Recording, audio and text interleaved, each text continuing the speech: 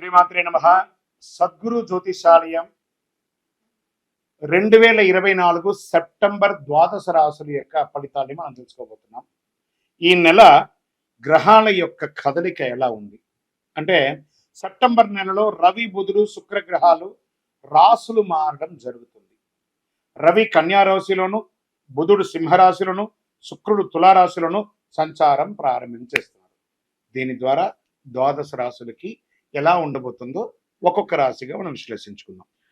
జ్యోతిష్ శాస్త్రరీత్యా ద్వాదశ రాశుల్లో 5వ రాశి అయినటువంటి సింహరాశి మిత్రులారా, మకా నక్షత్రం 1, 2, 3, 4 పాదములు, పుబ్బా నక్షత్రం 1, 2, 3, 4 పాదములు, ఉత్తరా నక్షత్రం మొదటి పాదానికి జన్మించిన మీరు సింహరాశి వారిగా పరిగణిస్తారు. ఈ సెప్టెంబర్ నెల మీకు శుభాశుభ ఫలితాలు ఎలా ఉన్నాయంటే కాస్త మిశ్రమంగా ఉందని కూడా చెప్పొచ్చండి. కారణం ఏమంటే, సింహం ఎప్పుడు గర్జించుకొని ఉంటుంది కదా, అప్పుడప్పుడు ఒక చిన్న బ్రేక్ లాగా అని కూడా చెప్పచ్చు. గ్రహాలు కొంచెం మిశ్రమంగా ఉంది. మీకు అన్ని రకాలుగా విజయం సాధిస్తారు. కొన్నిసారి డిస్టర్బెన్స్ వస్తుంది. బృహస్పతి 10వ ఇంట్లో ఉంటాడు, కుజుడు ఈ నెల 11వ ఇంట్లో ఉంటాడు, శుక్రుడు కేతుతో కలిసి 2వ ఇంట్లో ఉంటాడు, బుధుడు సెప్టెంబర్ 4 నుండి మొదటి ఇంటికి వెళ్తాడు, మరి సెప్టెంబర్ 23 నుండి మీ ఆర్థిక పరిస్థితిని మెరుగుపరచడంలో అవకాశం ఉంటుంది. 2వ ఇంట్లో కేతు, మరి 8వ ఇంట్లో రాహు. ధన ప్రవాహం సంతృప్తికరంగా ఉంటుంది. ఉద్యోగాలతో పాటు సామాజికంగా కూడా ప్రాధాన్యత పెరుగుతుంది. నిరుద్యోగులకి ప్రభుత్వ ఉద్యోగం లభించే అవకాశాలు మెండుగా ఉన్నాయి. పెండింగ్లో ఉన్న పనులన్నీ శ్రమతో నెరవేరుస్తారు. రావాల్సిన డబ్బులు చేతికి అందుతాయి. కొత్త వాహనాన్ని కొనే అవకాశాలు ఉన్నాయి. ఆధ్యాత్మికమైనటువంటి భక్తి పెరుగుతుంది. ఆధ్యాత్మిక టూర్స్ కూడా వెళ్ళే అవకాశాలు ఉన్నాయి. ప్రభుత్వ వ్యవహారంలో అన్ని అనుకూలంగా ఉంటుందని చెప్పచ్చు. బంగారు వస్తు సామగ్రిలు చేర్చుకునే విషయంలో ఒకసారికి 2 సార్లు జాగ్రత్తగా అన్ని చూసి కొనండి. సోదర సోదరీమణులతో ఉన్నటువంటి విభేదాలు కొంచెం తారాటపడుతుంది. కూర్చొని మాట్లాడండి. ఇల్లు భూమి కొనుగోలు ప్రయత్నంలో లేదా దస్తావేజుల యొక్క చూడడంలో, డాక్యుమెంట్స్ కరెక్ట్గా చెక్ చేయడంలో మీ యొక్క ఆడిటర్ని లేదా మీకు అడ్వకేట్ ద్వారా అన్ని చూసి కొనండి. లేకపోతే దానివల్ల ఇబ్బంది పడే అవకాశాలు బాగా కనబడుతున్నాయి. మాస ద్వితీయంలో బంధువుల నుంచి సమస్యలు రావచ్చు. ఇదంతా కూడా 15 రోజులు బాగుంటుంది. 15వ రోజు తర్వాత కాస్త ఇబ్బంది కనబడుతుంది. భార్యాభర్తలమైన చిన్న చిన్న తగాదాలు, విభేదాలు, ఒకరికొకరు సర్దుకోకపోవడము, మిత్రుల నుంచి ఆశించని యొక్క సహాయం దొరకకపోవడము, ఉద్యోగులకి కార్యాలయంలో కాస్త శబ్దతగా ఉంటుంది. లేదా ఏదో ఎప్పుడు కూడా గాసిప్స్ మాట్లాడకండి. మీరు ఈ మాట్లాడిన గాసిప్స్ మీకు వెనక ఇబ్బంది కలిగే అవకాశాలు బాగుంటుంది. వ్యాపారంలో ఈ నెల మధ్యస్థంగా ఉంటుంది. అలా ఉండండి. కొత్త ప్రయత్నాలు ఏది చేయకండి. వాటాదారులు కూడా మిమ్మల్ని పార్ట్నర్షిప్లో ఉంటారు కదా, వాళ్ళు కూడా మిమ్మల్ని ఇబ్బంది పెట్టే అవకాశాలు ఉన్నాయి. కుటుంబాన్ని నిర్వర్తించే స్త్రీలు, ఉద్యోగం చేసే స్త్రీలకి మిశ్రమ ఫలితాలను ఉంటుంది. ఓపిక పట్టండి. అందరూ కూడాను విద్యార్థులు క్యాంపస్ ఇంటర్వ్యూలో సెలెక్ట్ అయ్యే అవకాశాలు ఉన్నాయి. శారీరక ఆరోగ్యం పట్ల శ్రద్ధ అవసరం. ఫుడ్ పాయిజన్స్ అయ్యే అవకాశం ఉంది. ఏదైనా శస్త్రచికిత్స కూడా అయ్యే అవకాశాలు ఉన్నాయి కాబట్టి జాగ్రత్త. రాజకీయ నాయకులకి మిశ్రమం. షేర్ మార్కెట్ ఈ నెల కాస్త ఆపండి. మీడియా రంగం వారికి కాస్త జాగ్రత్త. మీ యొక్క పేరు డ్యామేజ్ కాకుండా ఉండడానికి ఏమేమి జాగ్రత్తలు అది పాటించండి. ఐటీ రంగం వారికి యాజ్ డిస్ స్ట్రెస్. వివాహం కాని వారికి ఇంకొక నెల వెయిట్ చేయండి. అన్ని మంచి జరుగుతుంది. నూతన ఉద్యోగ ప్రయత్నాలకి అవకాశాలు చాలా ఉన్నాయి. అదృష్ట రోజులు ఈ సెప్టెంబర్లో 1వ తారీఖున, 3వ తారీఖున, 6వ తారీఖున, 10వ తారీఖున, 14వ తారీఖున మీకు బాగుంటుంది. చంద్రాష్టమం 18/9/2024 5:44 ఉదయం నుండి 20/9/2024 5:15 ఉదయం వరకు 2 రోజులు చంద్రాష్టమం ఉంటుంది. చాలా జాగ్రత్తగా ఉండాలి. పరిహారం, ఏ పరిహారం చేస్తే బాగుంటుంది? ఆరోగ్యం కోసం సూర్య భగవానుని ఆదిత్య హృదయం చేయండి. ఎర్రని పుష్పంతో పూజ చేయండి.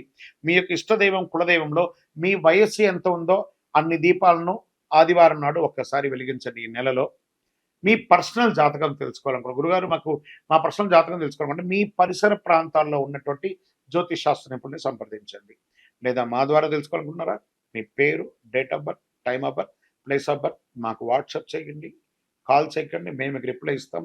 జ్యోతిష్యం పడుతున్న వర్షానికి గొడుగు మాత్రమే, కానీ జ్యోతిష్యం జీవితం కాదు. మీరు మిమ్మల్ని నమ్మండి, మీ దైవాన్ని, కులదైవాన్ని నమ్మండి.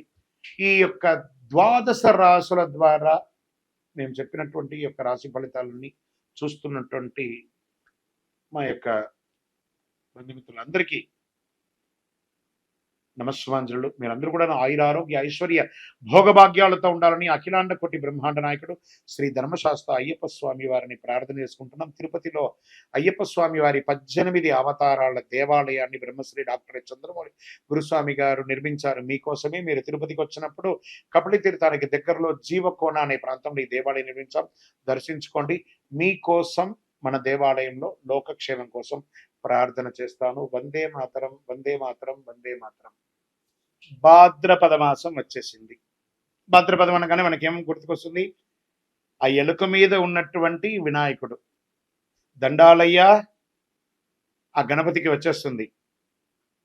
ఆ స్వామి వారికి పిల్లలకి అందరికి ఏం గుర్తుకొస్తుంది? కుడుములు, ఉండ్రాళ్ళు, లడ్లు ఇవే గుర్తుకొస్తాయి. క్లే గణేష, తర్వాత మట్టి గణపతి లేదా విగ్రహాలు, మండపారాధనలు ఎక్కడ చూసినా పండగ వాతావరణమే. పండగనే. గణపతి వచ్చేసారంటే పండగ తీసుకొచ్చేస్తున్నాడనే ఒక పేరు. అలాంటి భాద్రపద మాసంలో ఎంత అద్భుతమైనటువంటి మాసం తెలుసా? ఈ భాద్రపద మాసం రాని అసలు భాద్రపదం అనగానే అందరికీ గుర్తుకొచ్చేది వరాహ జయంతి, వామన జయంతి, ఋషి పంచమి, ఉండ్రాళ్ల తద్దే, పితృదేవతలకి ఉత్తమాగతులు కల్పించే పితృపక్షాలు ఇవన్నీ కూడా గుర్తుకొస్తాయి. ఈ మాసానికి ఎన్నో అద్భుతాలు ఉన్నాయి. దేవతల పూజలకి, పితృదేవతల పూజలకు కూడా ఉత్కృష్టమైనటువంటి మాసం భాద్రపద మాసం. చాంద్రమానం ప్రకారం భాద్రపద మాసం 6వ మాసంగా మారుతుంది. అంటే 6th. ఈ మాసంలోని పౌర్ణమి తిథి నాడు చంద్రుడు పూర్వభాద్ర నక్షత్రం సమీపంలో కానీ ఉత్తరాభాద్ర నక్షత్రం సమీపంలో కానీ ఉండడం వల్ల ఈ మాసానికి భాద్రపద మాసం అని పేరు వచ్చింది. భాద్రపద మాసం వర్ష ఋతువులో 2వ మాసం. మాళవీయ రాజయోగంలో ఈ రాసులు ధనయోగాన్ని ప్రకటించాడు శుక్రుడు. భాద్రపద మాసంలో శుక్లపక్షం దేవతా పూజలకు ఉత్కృష్టమైనటువంటి కాలంగా, కృష్ణపక్షం పితృదేవతల ఆరాధనకు అత్యంత ప్రీతికరమైనటువంటి ఇటు దేవతలు ఇటు పితృలు అందరిని పూజించే ఒక అద్భుతమైనటువంటి మాసం చెప్పొచ్చు.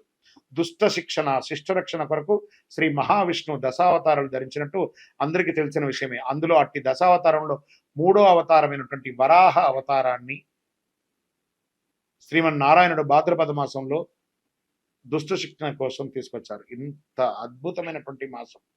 పితృలు అంటే తల్లిదండ్రులు మాత్రమే కాదండి, వారి పితృలు మనకి ఎంతో కాలం నుంచి వచ్చినట్టు తాత ముత్తాతలు వాళ్ళందరూ కూడా పితృలే అనమాట.